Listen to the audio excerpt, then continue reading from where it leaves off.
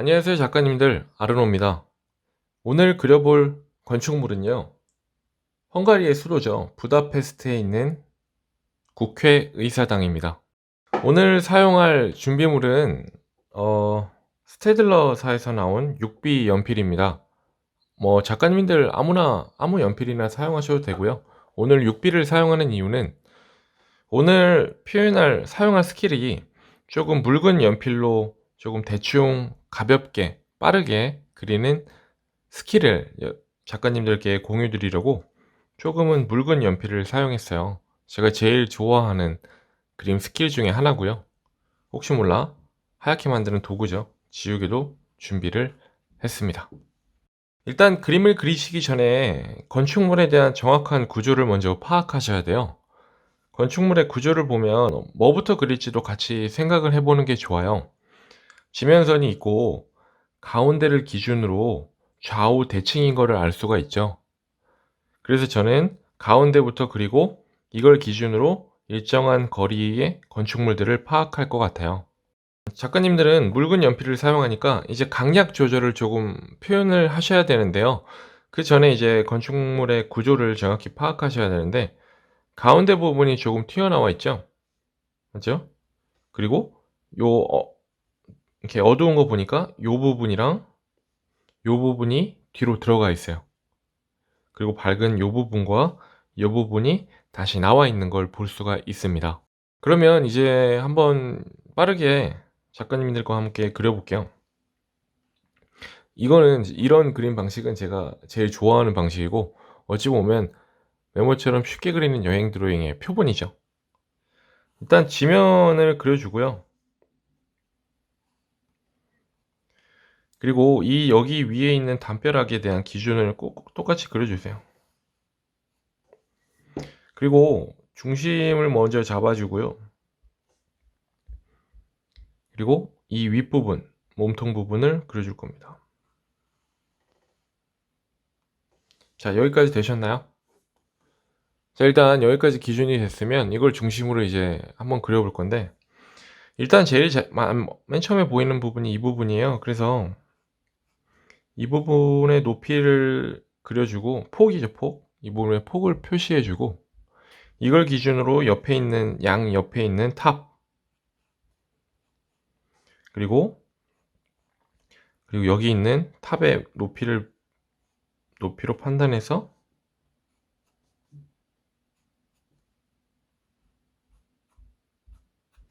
그리고 이걸 기준으로 또 여기 양옆을 그려줄 것 같습니다. 여기 똑같은 폭이겠죠?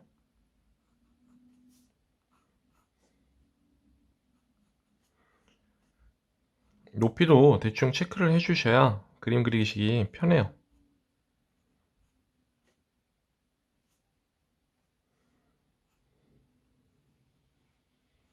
됐나요? 됐죠? 여기까지가 틀이에요. 이렇게 틀이 어느 정도 완성이 되면은 실제로 그 묽은 연필을 사용해서 강약 조절이 들어가면서 디테일들을 표현할 건데 한번 보세요. 일단은 이런 디테일들을 표현하기 전에 미리 건축물의 사진들을 확대해서 어느 걸 그 작가님들이 표현하실지 좀 미리 생각하는 게 좋아요. 예를 들어 이런 거죠. 동그란 창문, 그리고 여기 동그란 창문이 밑에도 있고요. 여기 밑에도 있네요. 그리고 가로보다 세로가 긴 창문들이 이게 구조물로 창문들이 이렇게 있고요. 그리고 위에 지붕은 되게 뾰족뾰족해요. 그리고 여기 자세히 보면 삼각형도 있고 여기 양옆에 각각이 이제 사각형이라면 네 각도의 뾰족한 지붕이 구성이 되어 있네요.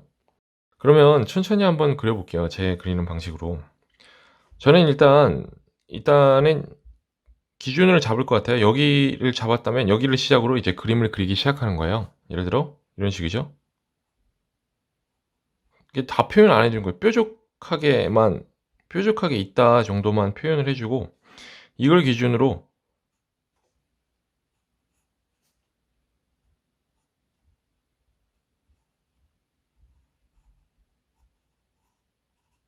윗부분을 표현해 주는 건데 이런 식으로 해요.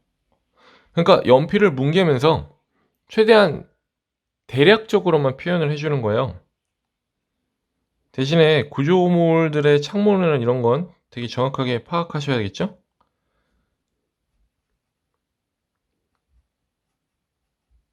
이런 식으로요. 그리고 밑에를 바로 그려 볼게요.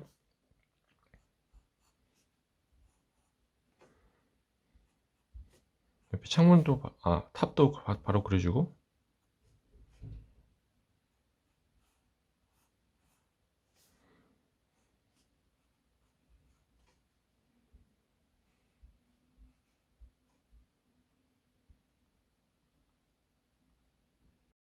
계속해서 그려 줄게요. 재난 문자가 와 가지고 촬영이 끊겼어요.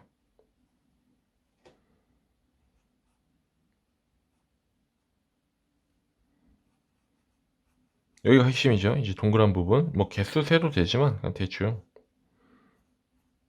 그려 주고요. 저 여기 마찬가지로 탑을 세워 주는데 탑의 구조가 몇 층으로 구성되는지 파악이 좋지만 그래도 높이만 대충 체크를 해 주고요. 이런 식으로 뭉개 주세요.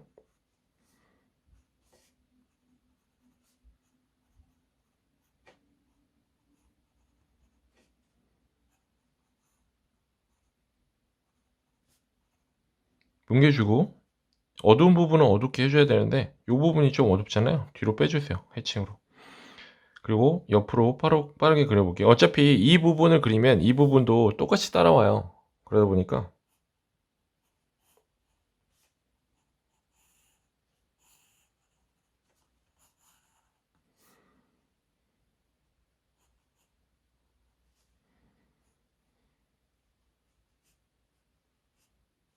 지붕이니까 좀 칠해 주고요.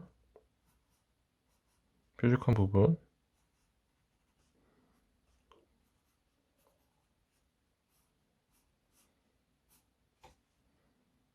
이 부분에 이 층수 부분에 저희가 아까 말한 세로가 긴 창문들이 있잖아요. 이 부분 바로 이어서 계속 이어줍니다.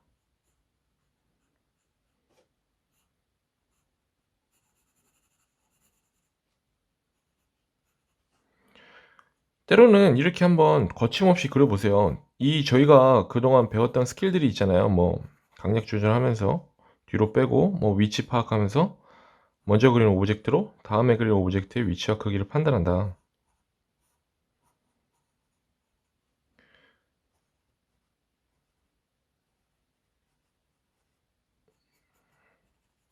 이런 식으로 계속 연필을 떼지 않고 계속 그려보는 거예요.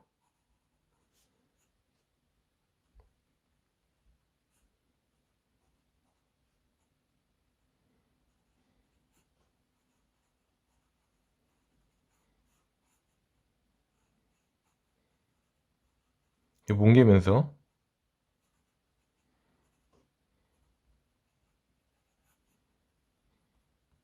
탑이 좀 뾰족하니까 이런 뾰족한 디테일도 표현해 주고요.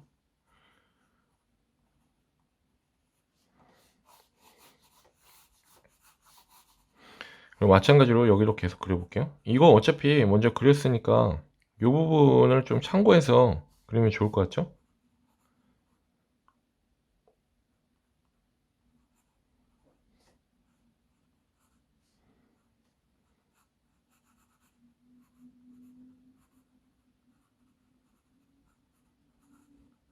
제가 이런 그림들을 그리면서 드리고 싶은 말씀은 뭐냐면 정확한 구조물에 대한 표현도 좋지만 대략적인 표현도 어느 정도 건축물의 큰 틀이 맞아버리면 대충 보여요.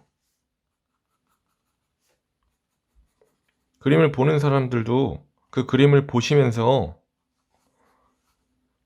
이게 그 부다페스트에 있는 국회의사당을 그린 거구나 대충 아실 거예요.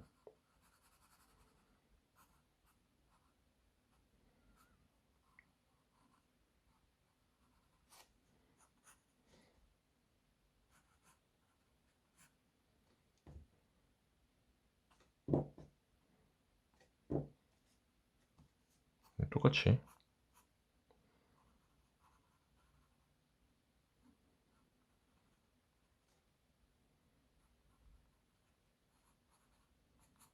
들어가 있으니까, 또 들어가 있으니까 여기도 해칭.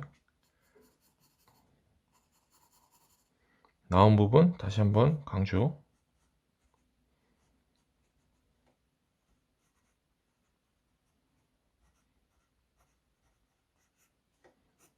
그리고 나온 부분 여기랑 여기였죠? 디테일하게 다시 한번.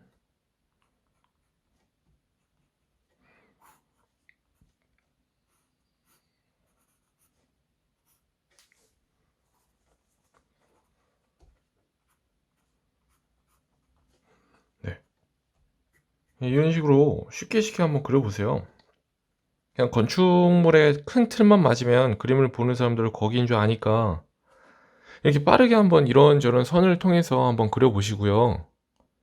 작가님들도 제가 이게 한 뭐 몇 분 안 걸린 것 같아요, 그림을 그릴 때.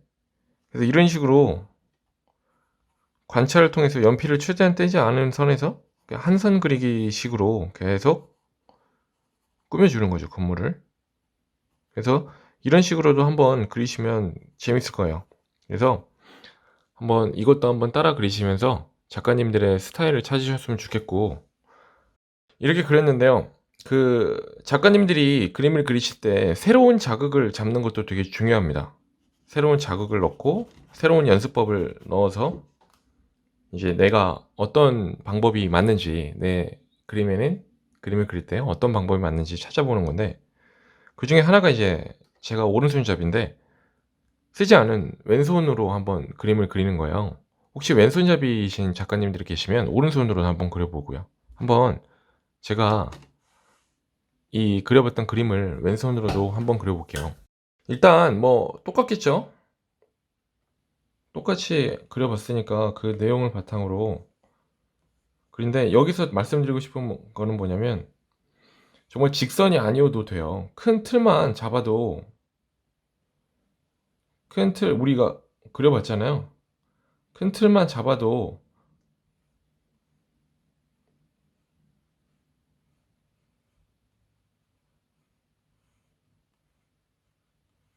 되는 거죠. 됐죠? 큰 틀 잡았죠?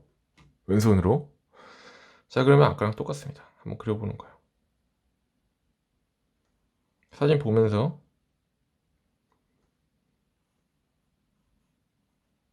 뾰족한 부분 표시해주고,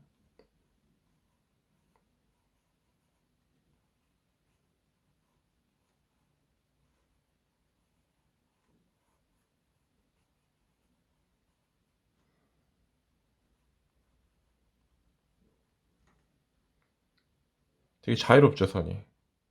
꼭 직선이 아니어도 돼요.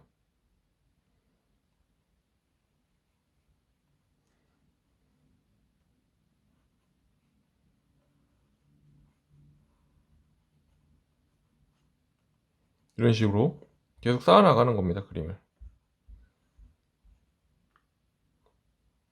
여기 위에 창문이 동그랗게 보여지죠? 엉망이네요.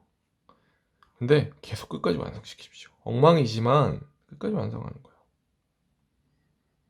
자, 됐나요?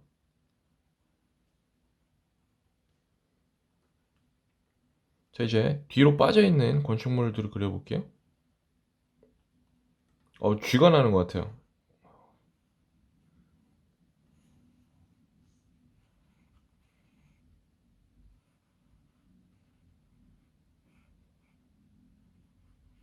이런 식으로 우리가 어떻게 그렸던 아까 스킬들을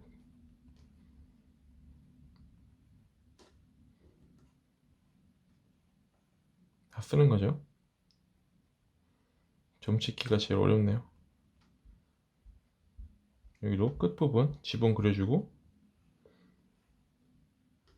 큰 창문 그려주고, 이렇게 지붕 그려주고,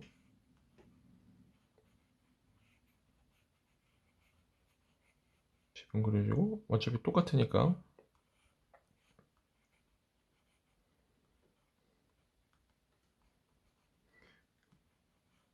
그리고 들어간 부분은 해칭.